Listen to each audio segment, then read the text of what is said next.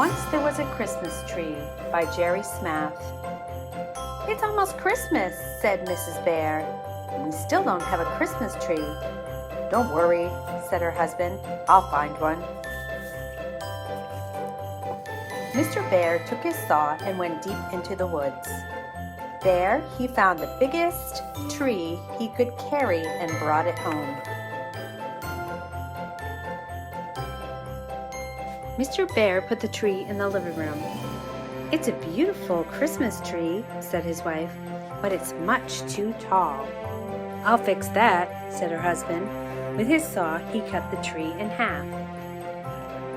Just then, Mrs. Bear looked out the window. She saw Mr. Fox pulling his son on a sled. They were going into the woods to look for a tree. Why don't you give them the top of our tree? She said. Mr. Bear agreed. So Mrs. Bear tied a big bow to the top of the Christmas tree and took it outside. Yo-ho, Mr. Fox, called Mrs. Bear. We took our tree and made it two, one half for us, one half for you. Mr. Fox was delighted. Thank you so much, he said. What a wonderful present. Mr. Fox put the tree on the sled. Then he and his son turned the sled around and pulled it home. Once the tree was up, the two foxes stood back to admire it. It's the prettiest Christmas tree I've ever seen, said the little fox. His father thought so too. They were just about to decorate their tree when Mr. Fox thought of his friend Old Rabbit. Old Rabbit lives all alone, he said, and he doesn't have a tree this year. Our tree is big, said his son. Why don't we share it with him? Good idea, said Mr. Fox. So he took his saw and cut their tree in half. Together, Mr. Fox and his son took the top of their Christmas tree to Old Rabbit's house. When Old Rabbit opened the door, Mr. Fox and his son said, We took our tree and made it two, one half for us and one half for you. Tears came to Old Rabbit's eyes when he saw their gift. How kind of you both, he said. Old Rabbit brought the Christmas tree into his house and put it in his window. Next, he put a silver star on top of the tree.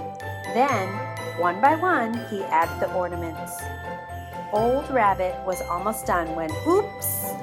One ornament that looked like a carrot bounced off the tree. It kept rolling until it stopped by a hole in the floor.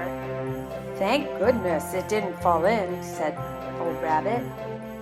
That was my favorite one. Just as Old Rabbit was about to pick up the ornament, it was pulled into the hole. Peeking down into the hole, he saw Mother Mouse and her 3 children.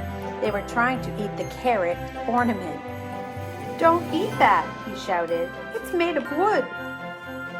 Old Rabbit saw that the mouse family was hungry, so he invited them to dinner. Afterwards, Old Rabbit and Mother Mouse chatted and watched the children play. It's nice to have friends, said Old Rabbit, smiling. It was getting late. Mother Mouse carried her sleepy children home and tucked them into bed.